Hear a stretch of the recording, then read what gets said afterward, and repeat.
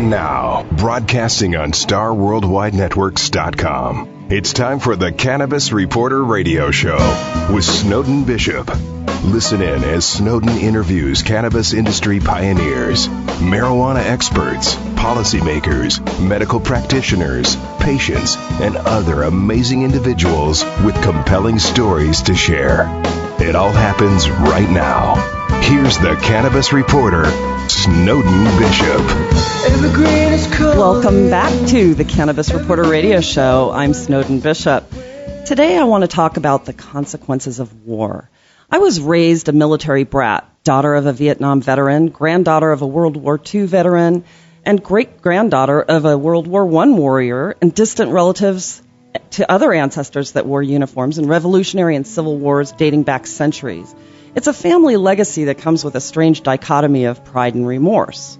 Being a World War II veteran was a great source of pride for my grandfather. Liberating Europe from the tyranny of a dictator who murdered millions of relatives of immigrants living in the U.S. was widely perceived as a cause worth fighting for.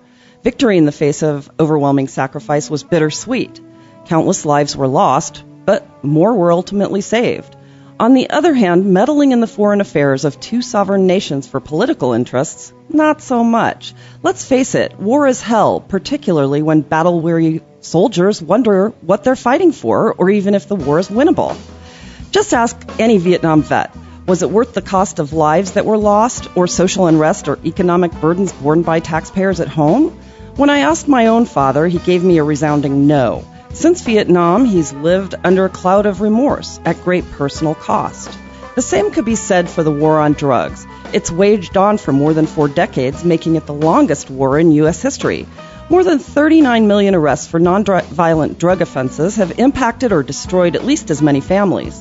A disproportionate number of convictions fall on low-income minority youth who are forever branded with felony records that bar them from securing a decent job or even voting in elections. And to what end? That's just one question I intend to ask a former DEA Special Agent. But first, Nate Nichols has his Marijuana Minute update. What do you have today, Nate? Thanks, Snowden. Today I'm here to provide some context about marijuana law enforcement using statistics from the ACLU and LEAP. The ACLU tells us that states waste over $3.5 billion a year enforcing marijuana laws. In 2010, nearly 52% of all drug arrests were for marijuana. Although white and black communities use marijuana at the same rate, African Americans are 4 times more likely to be arrested for using marijuana. Between 2001 and 2010, 7 million people were arrested for marijuana possession. In 2010, someone was arrested every 37 seconds.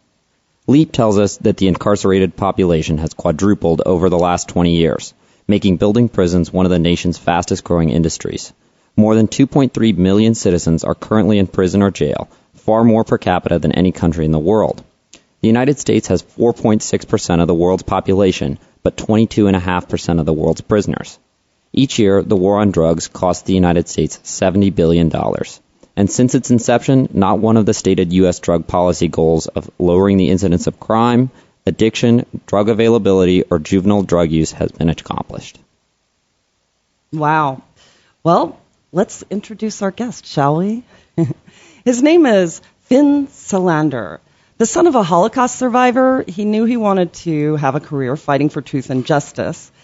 He started out in the Navy, wore a uniform as a police officer, and for nearly 3 decades he was a special agent for the DEA, specializing in marijuana trafficking, among other things. I'm so happy you could be here today.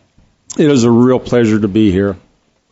Yeah, so, gosh, we have a lot to cover because the DEA is one of the reasons it's still considered federally illegal, and it has mostly to do with the scheduling of marijuana in general. Can you tell me a little bit about the DEA's role in that and how you see it could possibly evolve over the next, let's say, coming few years? Well, let's start with, who is DEA? What is DEA? Actually, DEA is the Drug Enforcement Administration, but it's just a name that was actually coined back in 1973 under President Nixon Prior to that, we were the BNDD, which is the Bureau of Narcotics and Dangerous Drugs. And prior to that, going back in time, originally we were the FBN, Federal Bureau of Narcotics Agents. And the sole purpose of the DEA is to enforce what we call Title 21, which is the federal narcotics laws. So with that in mind, we also are in charge of scheduling the drugs. And if we were to change anything right now, the states, various states have already made marijuana legal. Other states are on board this year. Here in our own state, here in Arizona, this November, we're going to be able to vote to legalize marijuana for recreational use. And I believe California and Nevada are in the same boat. But DEA, when they schedule these drugs, nothing really changes unless we get marijuana off Schedule 1. Because Schedule 1 basically says that it is no medicinal use, and until it is changed federally, the states, they can, pass these laws and all, but at any time that the federal government would want to come in, they would be able to. Right. So. And shut any of them down. I think they have stopped providing funding, though, for actively prosecuting in states where marijuana has been legal. Is that correct? That is true. Right. And so that was actually in the omnibus budget this year. And I think, do you really believe that has made an impact on how often they go after people for illicit marijuana, with federal crimes related to marijuana that happen to pass into those states? Well, when you look at the big picture, for instance, the cartels, 60% of their profits, the revenue, comes from marijuana alone. I mean, that is from well-researched, when I say statistics. So if you take marijuana, just marijuana alone, and legalize it, tax it, and basically control it like we do alcohol, we would be able to get if you will, the black market out of marijuana. I mean, that's, when all is said and done, that is what it's about, getting the black market out. I don't think the average citizen really can comprehend how much profit or how much money is made, derived from cartels or, if you will, organized crime controlling the marijuana. Still, a vast majority of weed comes across our borders.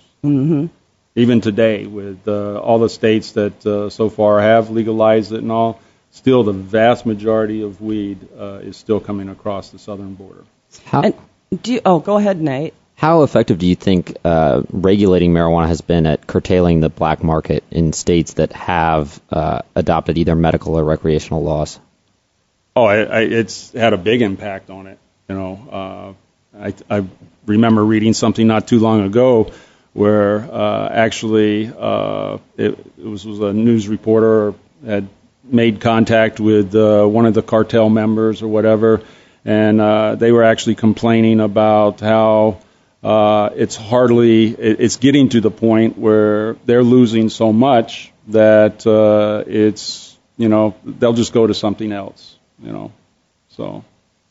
Do you think it makes it easier for law enforcement to enforce marijuana laws in states that have legal marijuana? And the reason I ask is earlier I went to a presentation by the group that's campaigning against our recreational initiative. They had Mayor John Suthers from Colorado Springs, as well as a Colorado drug officer, and both of them sort of spoke to the fact that they feel like their laws have now made it harder for law enforcement to enforce anything related to marijuana. Well, you have to look at, let's back up just a second to answer that question. DEA actually has two sides. They have a regulatory side, And then they have an enforcement side. Regulatory side, we call diversion.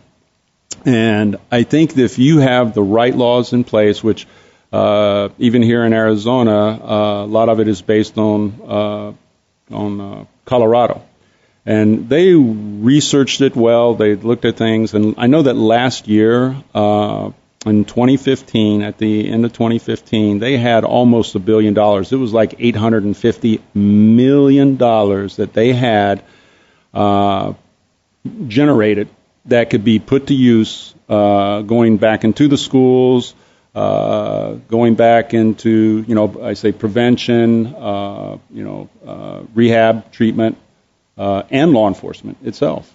So I think with the right laws, to answer that question, it will not make it. Matter of fact, it will make it easier. So. One thing that I didn't mention in the beginning of the show is that since retiring from the DEA, you have joined LEAP, Law Enforcement Against Prohibition. Can you tell me a little bit about that? Yes, it's a great organization. It was started back in 2002. It's a 501c3 organization, and it's made up of former police officers, prosecutors, people in the judicial system. And it's not just from the U.S., also overseas. I know that we have members that the various, whether it's the German or England counterparts, if you would, in law enforcement, they belong. It's people that have been on the front line, if you will, of the drug war. And they have, just like myself, it was a process. They've seen, what the drug war has done to our society, and maybe it's just time that we do something different. The old saying, I'm not sure who quoted this, whether it was Einstein or what, but what's the definition of insanity? And it's doing the same thing over and over again and expecting, different results. A different result. So it's time that we change, and the members of LEAP, the whole platform, part of it is let's, I say change, legalize, regulate marijuana, but let's get the black market out of, if you will, the drugs. Right. What was the turning point for you? Oh wow, it was a couple of times in, I guess, my career, a couple of cases that I worked, and then at one point it even hit home after I retired. That really, made me think and say, what, it is time that we change. I don't know if we have time. I can tell you. You do. You have plenty of time. One of the stories early, actually, somewhat early in my career, I was in Orlando, Florida, and I was working a case where we had, and it was considered one of the biggest grows at that time. This was back in about 94, 95 time frame. And it was a 1,700, 1,800 plant grow, indoor grow. And we hit the place, we got information, we did all the FLIR and all the, if you will, investigation, got the warrant to hit the place, raid the place. And we went in, and the individual that actually was managing or watching the grow was a Vietnam vet. He had, I remember this distinctly, on the coffee table inside his trailer, he had all these passports, his passport and then information about Vietnam, and this was an individual that his girlfriend was Vietnamese, and he was actually, the following week, he was leaving to live in Vietnam permanently. He had been hired he was just wanting to make some extra money before he left to actually just watch the place. He had really, He knew very little about growing in itself. He was just to make sure that the timers, everything was working. And he would just patrol the place a couple times during the day and make sure everything was working. Well, we arrest him, and then he does everything he can. Now, as an agent, you cannot promise a suspect anything. You don't make promises. But he did everything that we asked him to, totally. And even the prosecutor in those days was, asked me, like, well, what do you want to do? And I said, I think that we need to go into, at least for this guy, because he has done everything on his end for a reduction in sentence. And so we go before the judge, and this is where even the prosecutor agreed, this is what we're going to do. And then the judge says that he doesn't believe that the government should make any, sign anything with a drug dealer, and hammered this guy. Actually, gave him 25 years. Oh, wow. And that really got me thinking. I mean, that was a big, misjustice, And then, as time goes on, I actually retired. And there were a few other cases that kind of, made me think and all. But then I retired, and my youngest son is an engineer. He's a electrical engineer with a master's degree. He was traveling back. Now, he wasn't an engineer at that time, but he was in school. And he was traveling back from California, and he got stopped in Arizona right about 15 miles, 20 miles west of the New Mexico line. But he gets stopped. He's driving a Mustang. The Mustang is a black Mustang with tinted windows, and he had a Red Hot Chili Peppers sticker on the whole back window. And so he gets stopped, and the dog, eventually the officer puts a dog on the car, and the dog is an aggressive, alert-type dog. It scratches the whole side of the car, the paint, and he's not arrested. He's actually cited for tinted windows. And then he, comes home, and, of course, when he gets home, he tells me the whole story and everything. So I'm livid. I call the department, and because I could see that on the ticket, and I asked to speak to the officer, and he wasn't there yet, but he would call me. And so after about 15 minutes, my phone rang, and the officer, I introduced myself. I said, I'm so-and-so. I'm retired DEA, and I said, the first thing I want to know is, was my son courteous? And he said, at first he said yes, but then he had a but there. And what was the but? And he says, well, he refused to, he said that you were a retired DEA and that you had always told him to say no to a search if you're innocent. And I said, yes, I did tell him that. And I said, that is his right as a person to refuse to have his vehicle searched. So he had it searched. He did not find anything. I said, what did you charge him with? I have a ticket here.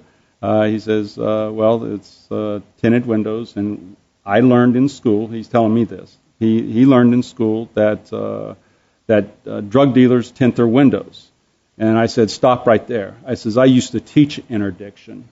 And they may be indicators, but you have to have, one after another after another. You have to have a series of indicators, right, so to say.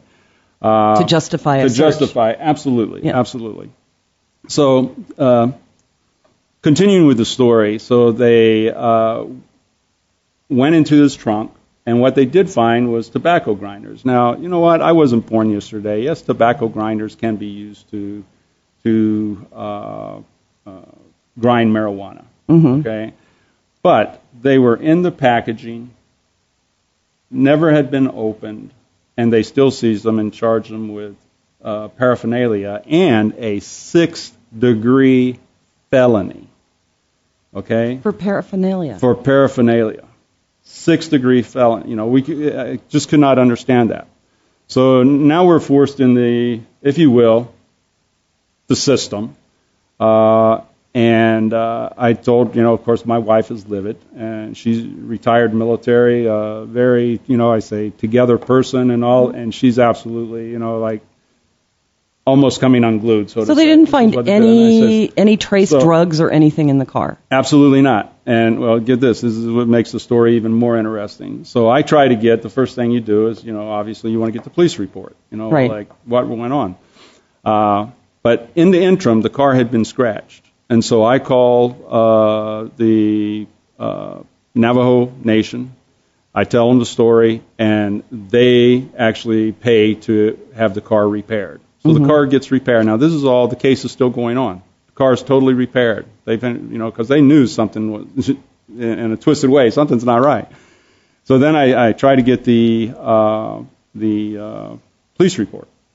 And it was stall.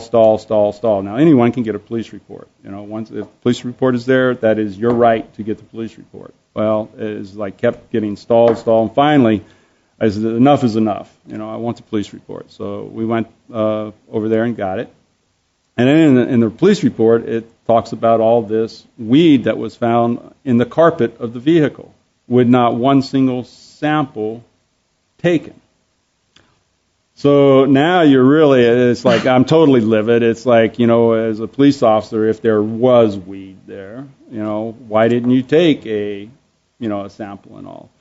In the end, it gets bumped up to the Superior Court, and in the end, everything was dismissed. And the prosecutor was, believe it or not, at least we were told by our attorney, was fired.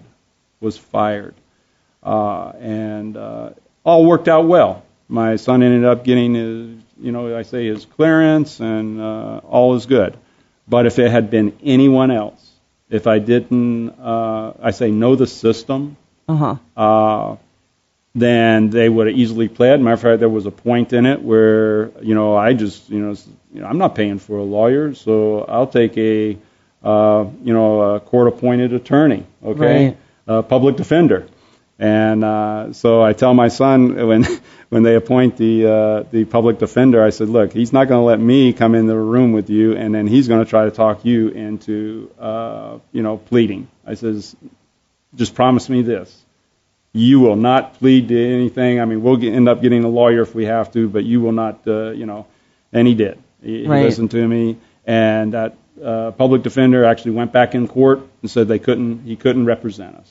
Yeah. It was so funny. I told the judge, he could not represent us, and then we were forced to basically get if there was such a thing as a kangaroo court, that's a kangaroo court. Right. So how often do you think law enforcement officers are really eager to make an arrest over something like that? I mean, people who haven't really turned the corner to find marijuana reform acceptable, it seems there's still a lot of arrests being made and a lot of people eager to make arrests. Well, it's an easy arrest, is one, okay? But I will say, all in honesty, it is against the law. I mean, right, if you want to change the law, then be active. I talk to a lot of, when I say young people, the younger generation. And if you want to make change, vote. Vote. That's the most powerful thing that you have, and change it. And it's time that we have some changes when it comes to, marijuana. So. Yeah, you're right. You're right. And I think altogether it's 8 or 9 states that have that opportunity this year. Yes, they're each year it's like more and more. Watch what the other states are doing. Colorado is very successful. Matter of fact, one of the naysayers, if you will, prior to it said, "Hey, drug usage is going to go up." Well, believe it or not, it did. But we also said it was going to come back down, which is exactly what it's done. And actually, now it is lower than what it was before. Right. Nate knows this. There was a study in Colorado, I think we've mentioned it before, but you might want to mention it again, that showed that teen use was down. Yes. It has decreased, and people agree that it's either remained flat or decreased. But it was very interesting today to hear the mayor of Colorado Springs insist that it had gone up, actually, which the press asked him about that, and he had no real answer about that. Yeah, and Colorado was one of those states that had a higher than average teen marijuana use prior to the law being passed. And now I think it's in line with the national average now. It's in line with the national average now, which I found really interesting. Yep. Because it's regulated. They're not getting it on the street corner as frequently, I imagine. Right. No, absolutely. Matter of fact, it's if you were to talk to any teenager in any state where it has not been legalized, okay, they will tell you that if you compare alcohol to weed, which is easier to get, by far it is weed. It is so easy to get. And what we're talking about when we say legalize it is treat it like alcohol. Not until you're 21. You tax it, you regulate it, and you enforce, the various laws that you, I say formulate for controlling it. As long as that's enforced and done properly and all. Just like I say Colorado, I keep going back to that, but Colorado is just good news, basically, is coming out of there, and the other states are taking notice. They really are. Now, backing up just a little bit, what is interesting is some of the states that, surround the states that have it legal, and then, of course, passengers. I mean, this has come up I say recently, I think it goes back maybe 4 or 5 years ago, 3 years ago, where Colorado, I want to say it was the Nebraska state troopers actually stopped an individual. And what they were using, the pretext and everything of the stop, was his license plate was from Colorado. And that's a known state, where it's legal. And so they were using that to stop an individual. Now, it ended up going up, and it was repealed and all. But what's interesting is, of the judges, I want to say there were 4 judges, I believe. 3, of course, against, but the one dissenting judge, he says, well, maybe in so many words that, hey, that was okay. With targeting a license plate that's from a state that has legalized it. How big a problem do you think diversion is in general from legal states? Because I know several years ago, all the states that bordered Colorado got together and sued Colorado over their law, and the pretext was, well, it's negatively impacting our states because so much legal marijuana in Colorado is being diverted to these other states. Right. Well, I'm sure.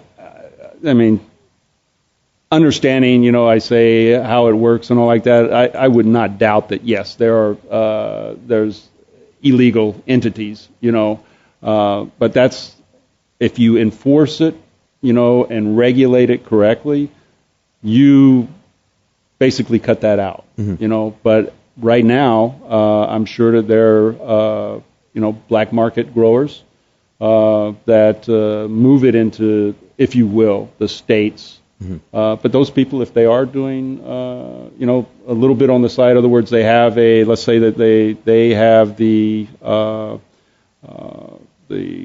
license to grow, and then on the side they are doing a little extra, well, they're breaking the law, and they make it bad for everybody else. Definitely. So you crack down on those people. The thing that the mayor of Colorado Springs was talking about today is he believes that cartels are using the home grow rights in Colorado. Any adult can grow 6 plants, I believe, in Colorado. And so he is of the opinion that cartels are using this to open marijuana grow houses in neighborhoods in Colorado and then smuggle that marijuana out of Colorado, which... Yeah.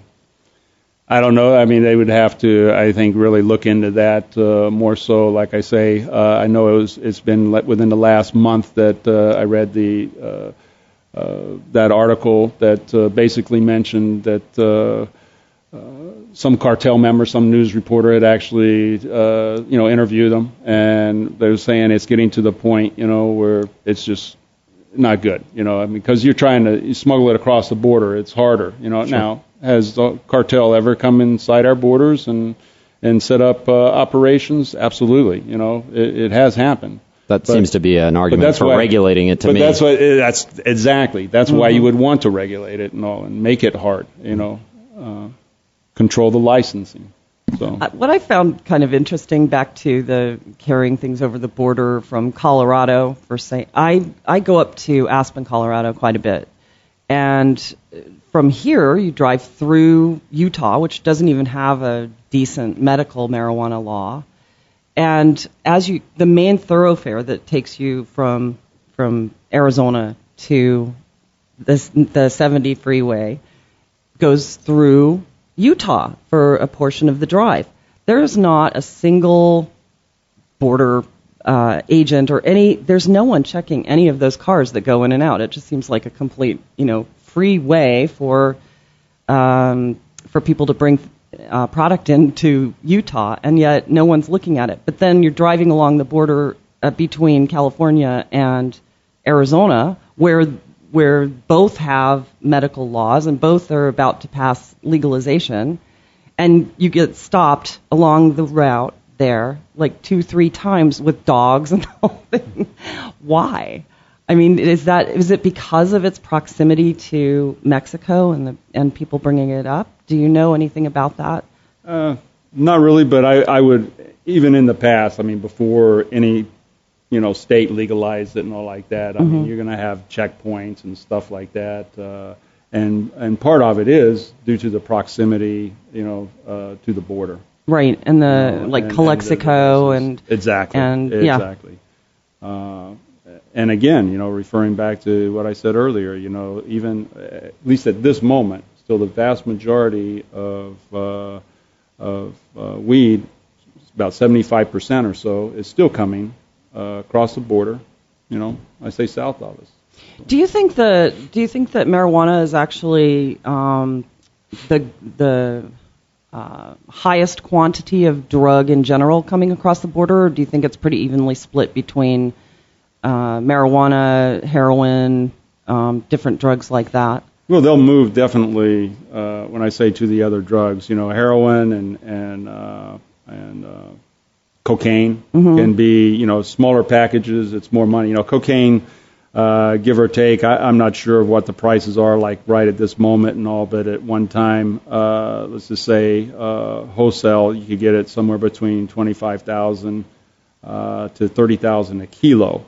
Okay, when you talk heroin, now you're talking 200,000+ a kilo. And so, hey, if I've got one, say, little package with that profit potential, versus, as you move up, you're getting bigger and bigger. As far as weed, it's now you've got it in big bales, so to say. They actually put it in bricks. Okay, right. They've got the machines even that can actually compact it so tight and all, and you get it in the kilo bricks and stuff. But at the same time, it's still less product, less chance of being detected or whatever. So, yeah, they'll move and towards the coke and the heroin. Time had an interesting article the other day about how they're starting to smuggle more opiates now, and things like fentanyl and drugs like that they're seeing coming across the border more frequently because we have such a bad prescription opioid epidemic that contributes to that's a whole another realm that we don't hardly even mention and talking about, and that's the version that we were talking about, where we're talking about pharmaceuticals. And I mean, the first case that I worked in DEA was a Dilaudid case, and the individual, he was, basically he would order up 30, and he would add an extra 0, so he'd get 300, and the guy was the 270 pills that he was, overage, he was putting out on the street, at $25-$30 a pop. He was making some serious money, and that was going on for a long time before just somebody that was really paying attention, asked the right question. Is like, why is this individual ordering up so much? So, but yeah, huge. I mean, that's billions and billions. That was actually the topic of a question that we got on Facebook from Dan Dees from Mansfield, Ohio. He asks, why are we guiding poppy fields while curtailing opiate medications? What's wrong with this picture? And I think what he's getting at is that we're reducing the amount of prescriptions that are being written for opiates, controlling, poppy fields and that sort of thing. Marijuana is still illegal federally. Right. It just seems like an oxymoron, if you will. Why opiates aren't why marijuana has to be a Schedule I narcotic in that way? That's a good question. And if you really want things changed and all, you're going to have to, get out there and, we have to get it off a Schedule I. It has to just be changed. As long as it's Scheduled I, it just will be treated differently. With the opiates, there is, basically if you will, a medical use. We use OxyContin for, severe pain, Dilaudid. Yet, research that's coming out on marijuana and all, I can attest to this. I say personally, I have a coworker that actually was in a very bad accident a number of years ago, about 8 years or so, and it was so bad that he had a couple of discs that had to be fused and just severe back pain. And so how do they treat you for severe pain? They're going to give you some sort of opiate. Okay, and for years he's been on it to the point to where he was addicted. And this addiction, the doctor finally went in for a medical checkup and all, and the doctor's like, okay, we've got to get you off this. We've got to get you off this. And he basically, well, what about marijuana? Can we use marijuana? And the doctor totally concurred, and the individual ended up getting his marijuana card, taking a treatment of various low THC, had some of the other cannabinoids basically for the pain and all, but very low THC because he's an individual who doesn't like to feel loopy or anything, right. the high. And so and it's a total, it's like he's a different person. He actually can function, come in and do his work.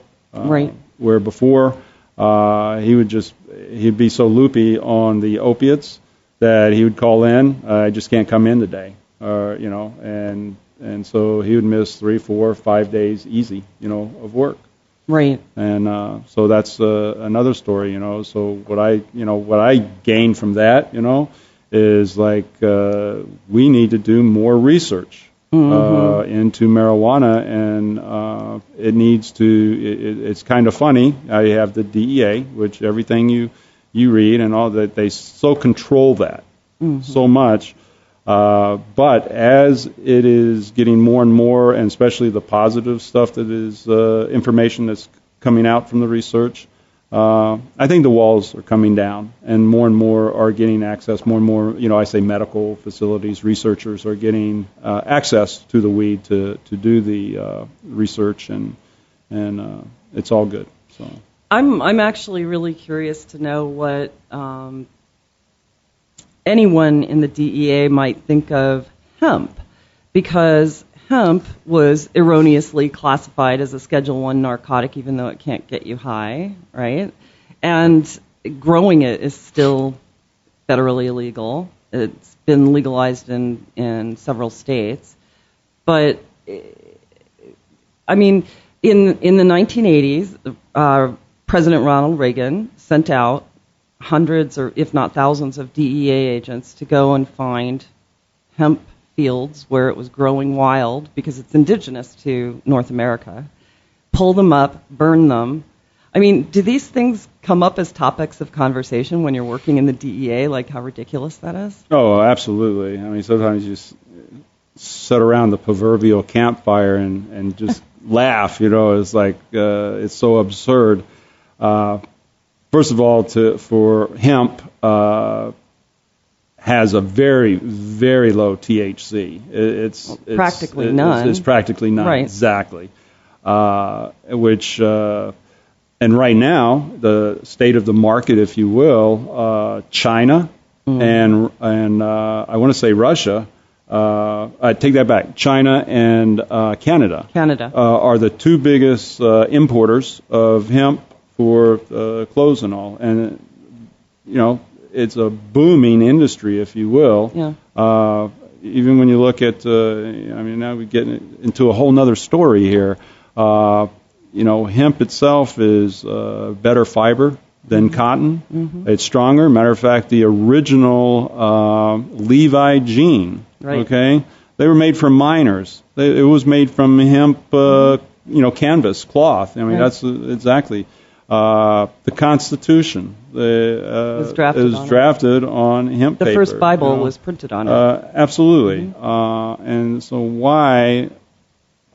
It doesn't make sense why you would not, want to grow this product. I mean, it could create jobs. It could just open up a whole new market. Not only that, but you and I had spoken once before about how it could remediate soil, from brown. Oh yes, fields. just by planting it in it, right. and you actually restore that soil back to a good state. Mm-hmm. Because you can. I guess with planting, you have to actually change out the plants or even let the soil set so it can, by planting hemp, you actually restore carbon it. into and the soil plus thing. All the nutrients, and it doesn't take any pesticides. It's right. It's incredible. So it's so absurd that it is listed among drugs in general because it's not, but. Anyway, do you have anything to add to that? Not specifically on hemp, but I do have a question about just incentives for law enforcement in general. And here in Arizona, we've seen some of the staunchest opponents to legalizing adult use marijuana from the law enforcement side. Our county attorney, Bill Montgomery, the Yavapai County Attorney, Sheila Polk, are some of the most vocal advocates against the law. And so I'm just curious if you have an opinion on why law enforcement is so interested in continuing prohibition, even if a majority of Americans say that it's time to legalize marijuana. Well, actually, we were talking about that yesterday somewhat, which is we've created a monster. When you do that, it is hard to, if you will, kill the monster or stop it. And what I mean by that, through the years, through the drug war, we have pretty much turned the police into like the military. If you look, their vehicles. I mean, I was overseas. I did a tour in Iraq and 2 tours in Afghanistan. And a lot of those vehicles that we'd go around in, the AMRAMs, some of those come back. We give them to the police departments, to the SWAT teams, and to the narcotics teams, the ones that are making raids and all like that. But we've, if you will, up-armored the police, and we've made the police now look like pretty much, I say, military. And it's not like serve and protect the public. It comes across as we're going to have all the machine guns and the heavy vehicles, and we're just going to come in and crush you, and it's scary. So we've created this animal, if you will. Any department, if you work with a federal task force, you actually get money for doing that, and for, if you will, signing on to working narcotics. Mm-hmm. You get money for that. Well, pretty soon that department, in a twisted way, depends on that money. That's how you can buy equipment and all. Hey, if marijuana is legalized, it's taxed, it's regulated, some of that money can go back to the police department. I mean, they're still going to have, funds, So what we have to do, is again, I keep going back to legalize it, regulating it. But I think that if you can show even these individuals that there is a benefit, and you can, I've debated Bill Montgomery before, And one other thing, and I know this, I haven't debated Polk, but I know that she is like him. As a matter of fact, she thinks that teenagers kids will get a hold of definitely marijuana it's more a big easily. Part of their campaign. Easier, or more easy. Absolutely not. Matter of fact, when you regulate it, again, you go back and you ask a teenager where it's not regulated and not controlled, which is easier to get, alcohol or marijuana. And I've yet to run into a single one that would say that, it's harder to get alcohol. Yeah, nobody's checking IDs for marijuana. Exactly. How do you think we better align these incentives? Because to me, it seems almost like an economic problem of misaligned incentives. And so I know you mentioned giving money back to the police force, but do you have any other ideas about how you can convince law enforcement that this would be a good course of action for them?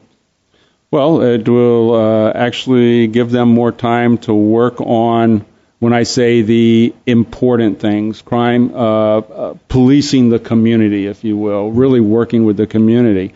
Keeping the peace. Exactly. Well, back in, I want to say, the early 60s, a statistic was the closure rate for murder, closing the case, was somewhere in the neighborhood, and don't hold me to this fact, but it was somewhere in the neighborhood of 75-80%, okay? And today, now it is somewhere, the national average is somewhere around, I want to say, 45% or so. Mm-hmm. So it's like, wow, why the big difference? Well, part of the big difference is, everybody is working narcotics. Sure.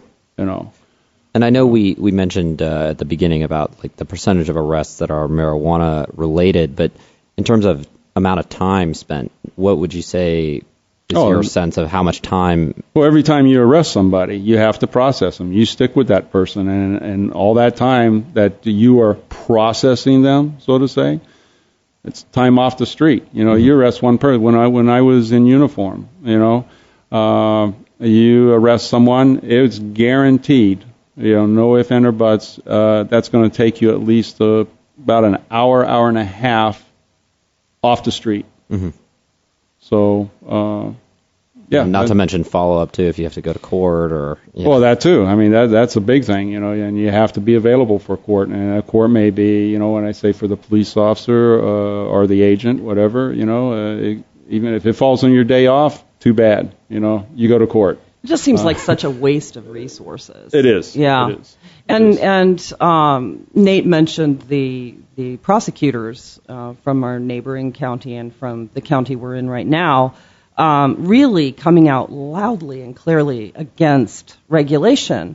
And one of the reasons they cite is that, it would create an element of more crime, or more usage that could result in it impacting our children or more violence, and which is the most ridiculous thing when you consider that marijuana users are probably less likely than alcohol users to become aggressive.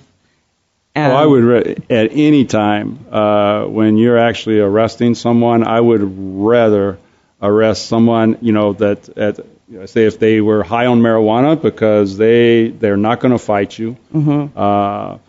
Where someone drunk, they want to fight you and they want to give you a hard time. Where marijuana, I never even once in some of the big cases when we do the big grows. Now that's not to say that it can be dangerous. Like when the cartel controls these grows, but the people defending those, if you will, the cartel members.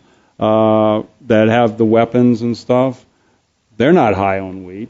They're not smoking their product. Right. They're guarding the place, and so they're dangerous. Right. But you're, if you will, American homegrown guy that is, likes to toke, is growing or whatever. He is pretty mild. Yeah, mellow. Yes. But that kind of goes back to a question that we got from Kim Janes from Facebook. And, she listed 4 categories: alcohol, opiates, alcohol, opiates, medical marijuana, and recreational marijuana. And she said, if you take those 4 categories, how does crime with aggravated assaults relate to it? And I think you really just kind of answered that. Absolutely. You know, is marijuana is, matter of fact, they'll even tell you. Matter of fact, you know what the most dangerous, as far as policing goes, the most dangerous type of call you can get called to? A domestic. Mm-hmm. And a domestic with drinking, very, very dangerous. Well, and weapons. Yes. Exactly. So. Yeah. Yeah. I mean, no question. And nobody's ever died from marijuana. Nobody's ever overdosed from it that we know of, anyway, right? But alcohol, yes. And right. And what I would like to say is anything that, for sure, that I say and all, I want you will, the listeners out there, do your own research. If I say something,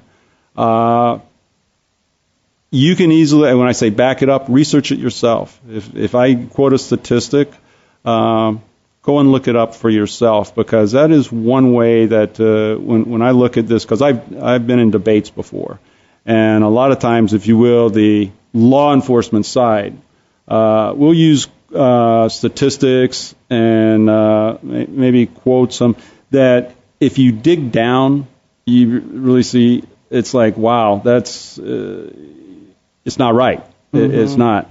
I mean, no one will argue the statistic that when the drug war, what is caused with the numbers of people that are incarcerated, how, if you will, incarcerating people itself has turned into a for-profit industry, which just recently, about 2 weeks ago or so, the Justice Department said that they were actually going to probably stop using, and then I believe ICE came along and said that, well, they're going to monitor it and kind of watch it, and they'll see, but they may go, because in the system of incarceration, ICE, I think, has like 54% of the market, if you will.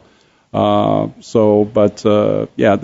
going to change. I mean, I think people are opening their eyes, they're listening, they're doing their research, and changes are coming about, and it's all for good. And I tell you what, this November, Arizonans have a great opportunity to voice their vote, mm-hmm. to vote, and make changes. And it is time we change. Yeah. I agree. Wow. Well, I think this is just about it, unless you've got something else to add, Nate. No. I think okay. Well, Finn, thank you. Thank you so much for being here today. I'd like to thank all of you for joining us today, all of our listeners. And I welcome you to check out the amazing work of LEAP, that's Law Enforcement Against Prohibition, by visiting leap.cc. And visit us online at thecannabisreporter.com to learn more about Finn Salander and our topic today. And you can also download the podcast of our show. I'd also like to thank Nate Nichols for the Marijuana Minute, and Wendy West, our amazing producer at Star Worldwide Networks. And thank you again for listening. I'm Snowden Bishop, the Cannabis Reporter, wishing you an amazing day.